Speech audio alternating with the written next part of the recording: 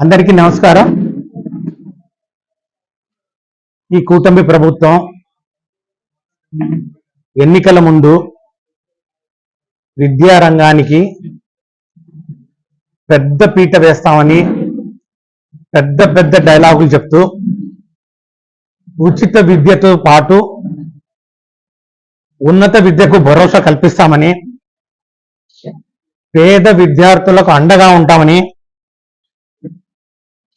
ఎన్నో వాగ్దానాలు చేశారు. కానీ అధికారంలోకి వచ్చిన ఈ 16 నెలల కాలంలో ఒకసారి పరికించి చూస్తే ఈ కూటమి ప్రభుత్వం, ముఖ్యంగా మన విద్యాశాఖ మంత్రి గారు అట్లాగే ముఖ్యమంత్రి గారు విద్యార్థుల జీవితాలతో చెడగొట్టబడుతున్నారు. ఈ యొక్క కూటమి ప్రభుత్వం ఈ విద్యా వ్యవస్థను ఎంతగా భ్రష్టు పట్టించిందంటే, ఈ ప్రభుత్వమే ఈరోజు విద్యార్థుల పాలిట ఒక శాపంగా మారింది. విద్యార్థులకు ప్రత్యక్ష నరకం చూపిస్తా ఉన్నారు. ఈరోజు పేద మధ్య విద్యార్థులు ఆర్థిక ఇబ్బందులు అడ్డు కాకూడదని ఏ ఉద్దేశంతో అయితే ఫీ రీఎంబర్స్మెంట్ అనే పథకాన్ని తీసుకొచ్చారో దాన్ని పూర్తిగా నాశనం చేశారు. దాన్ని ఎంతగా తూట్లు పొడిచారంటే, ఈరోజు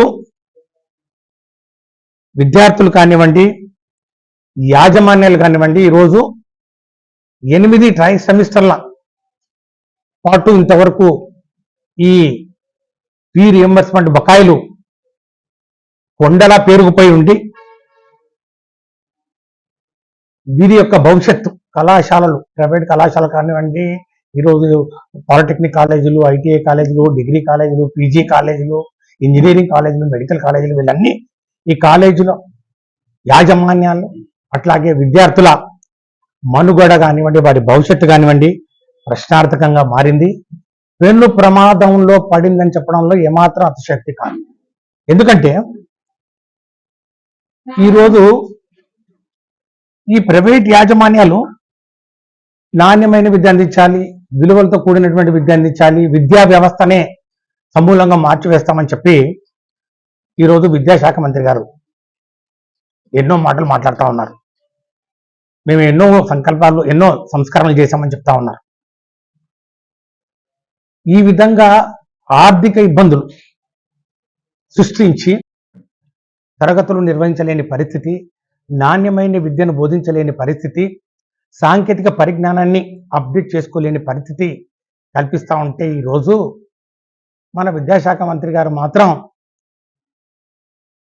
quantum valley, IT park, IT hub, AI university అని చెప్పి అరచేతిలో స్వర్గం చూపిస్తూ విలువలతో కూడిన విద్య అందిస్తామని చెప్పి ఒక సెమినార్ పెడతాడు.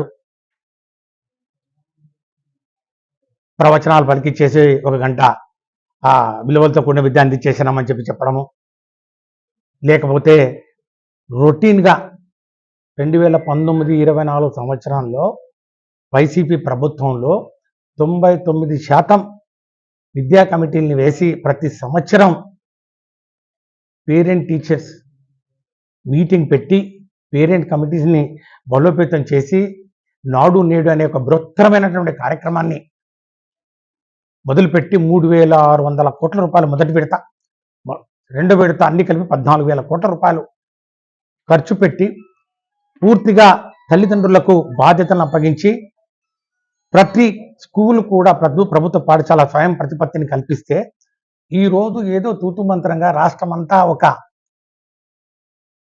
పేరెంట్ టీచర్ మీటింగ్ పెట్టామని చెప్పి గొప్పగా చెప్పుకోవడం,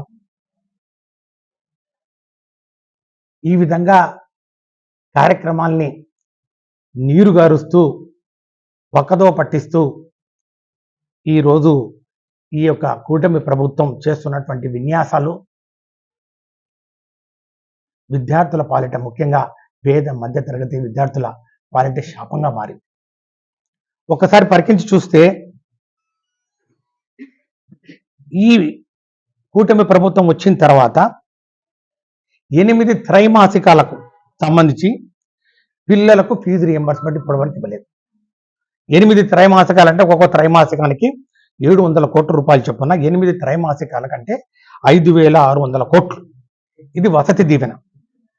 ఇక హాస్టల్లో మరి విద్యార్థులు ఉండాలి, మరి వారికి ఈ మెయింటెనెన్స్ ఖర్చు దానికి సంవత్సరానికి 1,100 కోట్లు చొప్పున 2 సంవత్సరాల్లో 2,200 కోట్లు వెరసి ఈ 5,600 కోట్లు ప్లస్ ఈ 2,200 కోట్లు కలిసి 7,800 కోట్ల రూపాయలు, అక్షరాల 7,800 కోట్ల రూపాయలు ఈ యొక్క కూటమి ప్రభుత్వం ఈ రాష్ట్ర విద్యార్థులకు బకాయి పడిందని చెప్పి నేను తెలియజేస్తా ఉన్నా.